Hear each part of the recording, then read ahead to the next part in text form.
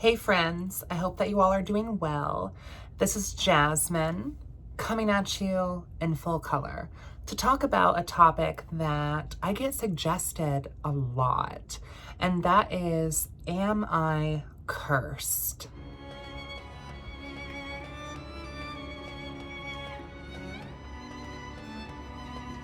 So in this video, talking about curses and identifying whether or not you genuinely are cursed or not, I want to first kind of give a disclaimer here that more often than not, you are not cursed. I want to say that it's more likely that it's actually not a supernatural or metaphysical woe that is troubling you. Now, that's not to be said that we should rule it out completely. Of course, we want to make sure that we always look at all the cards on the table, and it is possible that you might have a curse put upon you, but the chances of that, I would say, are very slim, and it's much more likely that you have either A, put this curse upon yourself, or B, this curse is really just mundane, earthly issues taking place in your life that aren't necessarily placed upon you by a practitioner. Although, of course, there are practitioners who do hexes, jinxes, curses, and depending on the witches that you mingle with, in the digital, the physical, or the astral, it is possible that someone could be pushing their negative attentions onto you. Now, in this video, I want to talk about specifically curses because that is what I am being asked more often than not. Usually people aren't asking me, have I been jinxed, vexed, hexed? They're asking me if they have been cursed. And I want to first start off with and say that in our podcast of As the Cauldron Bubbles in season 1, we had a whole episode talking about hexes, curses, jinxes, and how they are similar and how they differ, and the levels of severity amongst left-hand path practice. So a jinx and a hex and a curse are 3 separate things. A curse is typically the most severe and baneful of the variety. I want you to ask yourself this question: why do you think you are cursed? Is there any reason you can think of that would lead you to believe that you are cursed?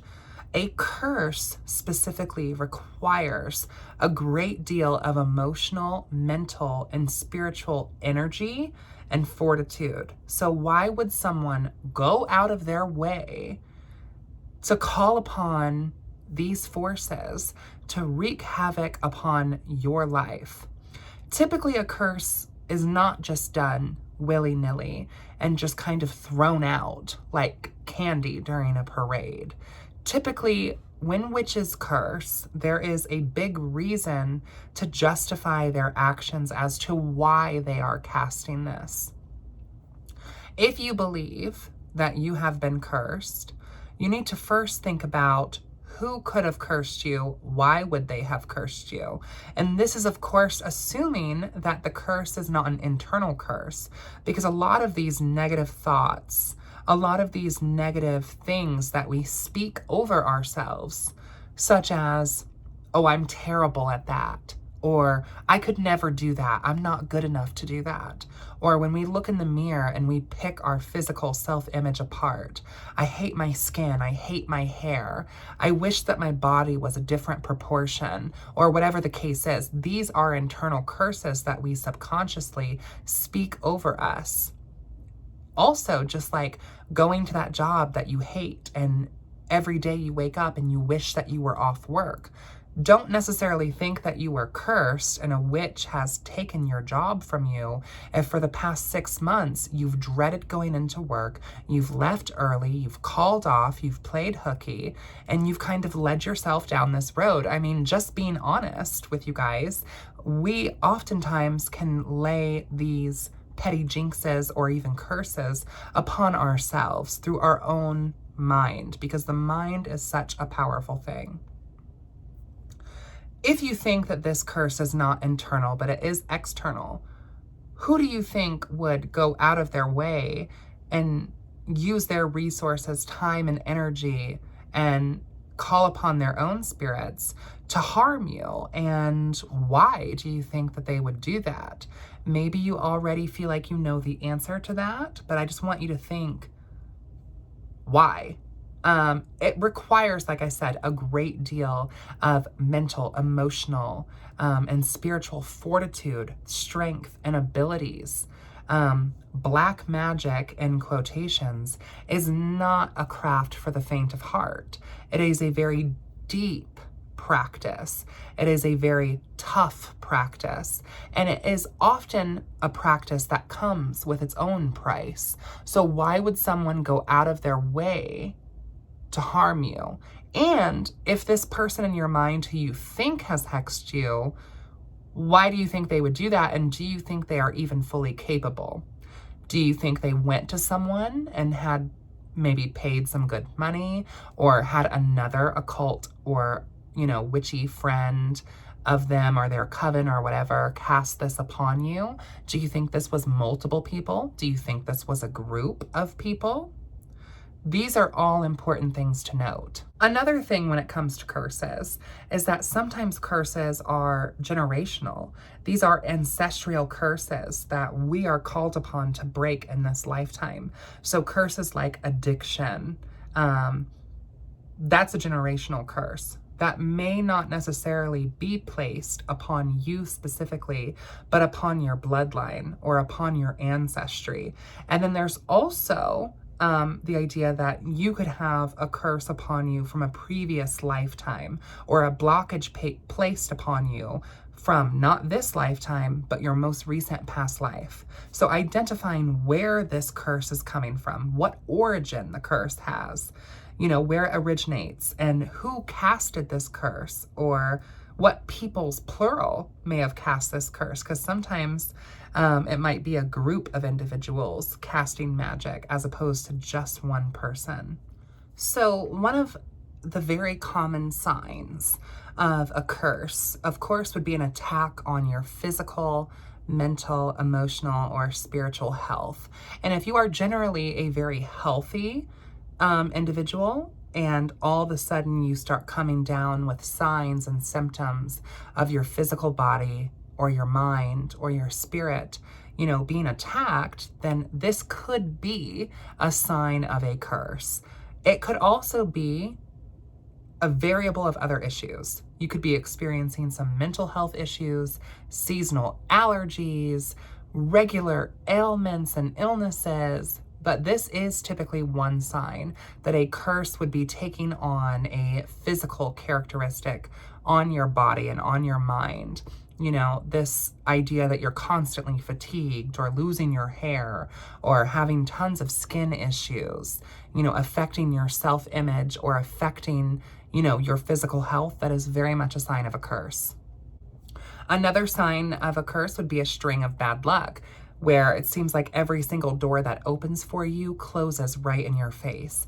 Every opportunity that comes before you, you seem to miss or are not able to fully take advantage of. If you are a witch or involved with witches, witch wars are also a thing. If you start getting into debacles with witches in the digital world or the physical world, some witches will not hesitate to spark a witch war. So, if you've been involved with any sort of big disagreements with witches, just know that that is a factor that could also be playing into this as well, because not all witches play nice and not all witches play fair. A big sign of a curse could be strange animal occurrences. Animals appearing seemingly out of nowhere or being peculiar, or the feeling that animals are circling around you or watching you with a sense of baneful intention. Also be like finding dead animals, in your dreams or in your waking life, having, dead birds or dead bugs appearing all around you. Flies would also be a big indicator that there could potentially be a curse. Each curse is going to be catered by the practitioner, assuming that we are talking about a curse being placed upon you, because that is the most common question that I get. So each curse would be catered towards that individual practitioner, the spirits they work with, the guides that they work with, and the practice that they follow, the traditions that they follow. So if you're getting animal signs or symbols, these animals might be guardians, guides, or messengers or familiars of the witch you are worried who may have laid a trick upon you. Another big one is finding broken glass where it's cutting you, broken glass where it's on your property, in your home. Glass breaking typically is thought to be a big indicator of something trying to get your attention or scare you. So if glass is breaking around you, or you're being pierced by glass under your feet or your hands, or you're finding broken glass around you, that could also be another indicator that we have a curse laid upon us.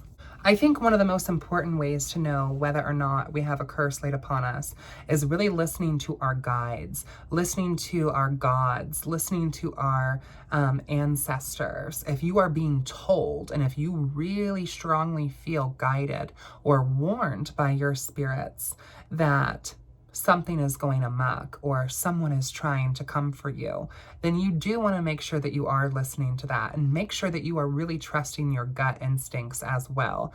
Typically, our ancestors are our first line of defense, who are going to be watching over you and looking after you. Even your ancestors you've never met, kind of like that old phrase that your grandmother's prayers are still protecting you. Another big one would be random negative thoughts. Possibly experiencing the voice in your head or thoughts in your head that you typically wouldn't be thinking or feeling, that may or may not even belong to you. A big aspect of a curse is working on someone's mind.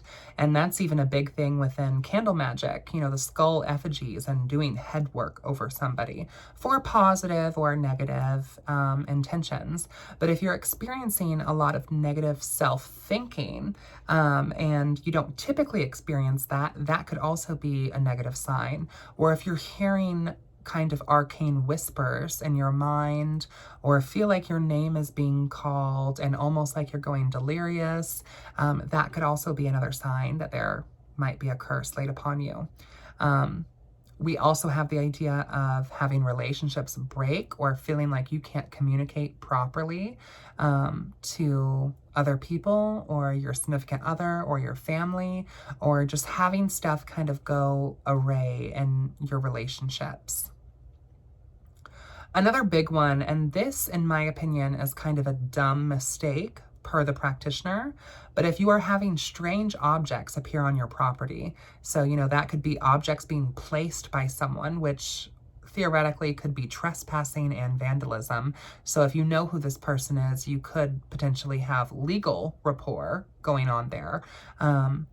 But some witches will cast their curses in the physical and leave them at the doorstep of their target, which typically is used as a fear tactic. And it's meant to mess with the victim's mind itself. But that is another indicator that, if you have some really wild stuff showing up at your doorstep or on your property, and remember too, in 2021, the digital world is very much a thing. So if you're having strange messages sent to you via text or voicemail or in your inbox, those could also potentially be digital conjurations being sent to you as well. So make sure that you're thinking of that just like you would if it was at your front doorstep.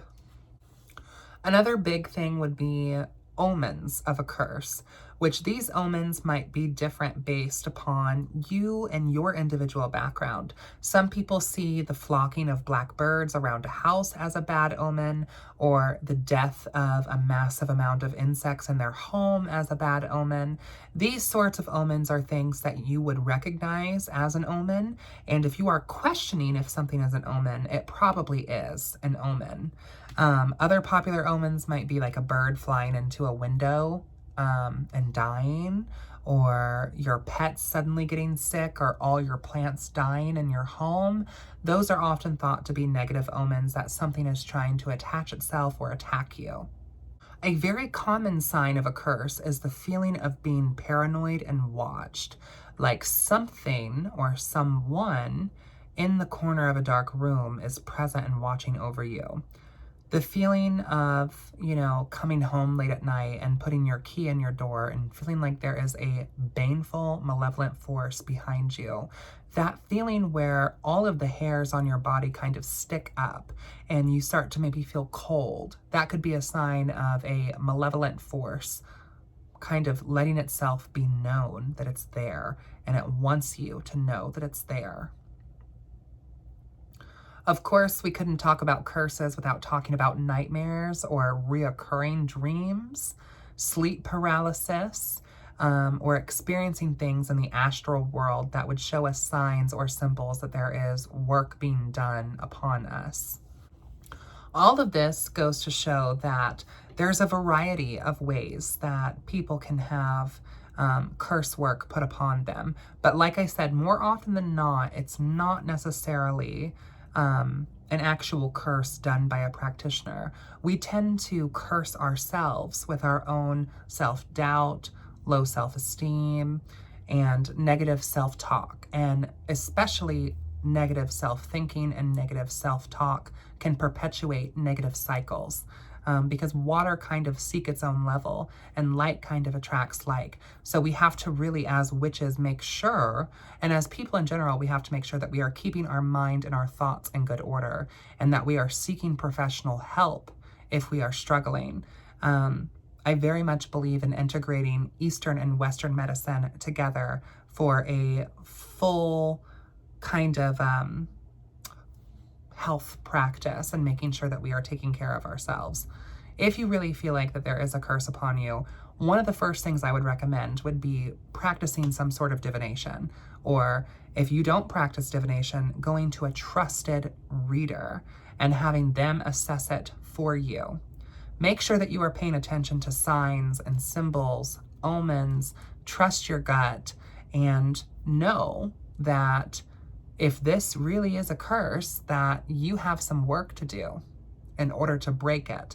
Curses cannot typically always be easily broken. If you really are cursed, I would recommend first, do not feed into it. Do not feed into the fear or the anxiety of being cursed, and do not allow this person any power or authority over you. This is really the first step, and it's really a battle of the wills. Your will to break the curse has to be stronger than the practitioner's will to cast it upon you to begin with. So, cleansing, making sure that you are cleansing yourself and cleansing your space. This might include ritual baths, salt baths, but also cleansing your house, doing some banishment work, and really making sure that you are pushing all of that negative energy that comes from you or other people out of your home on a regular basis. That's called spiritual maintenance.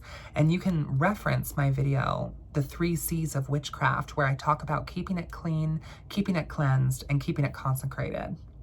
Of course, and anytime you walk into a witch's store or a metaphysical store, you are going to see protection stuff all over the place. Incense, statues, amulets. There's a reason for this. You need to make sure that your home and your bedroom and your car and your physical body is well warded. So you can wear talismans like an evil eye necklace or crystal jewelry. You can put wards over your house. You can make a devil's trap for your front doormat. You can put mojo bags in the 4 cardinal points of your home. Aside from just regular cleansing, you also want to make sure that everything is protected and warded. You can put mirrors and windows that would send back negative energy. You can put mirrors by your door, which would send back negative energy. These are all ways to ward our home and our space. There are many different ways to protect ourselves and ward our space, and that could be a whole video in of itself. And that's going to look different per the culture and tradition and practice that you follow. But if you really genuinely feel that you have this hex light upon you, my first recommendation would be to practice divination, like I said, or go to a trusted reader. But 9 times out of 10, it's not necessarily actually this big, baneful, evil curse work that's been placed upon you by a practitioner. And instead, it might be just life events, because sometimes shift happens, you know? And also sometimes it is our own selves putting this work upon us. This video has been a requested video by several people, so I just kind of wanted to put this information out there. And if you guys have any additional questions about, am I cursed, am I hexed, and what should I do, please let me know down below in the comments, and I will definitely get back to those and make a video about it. Until next time, guys, blessed be.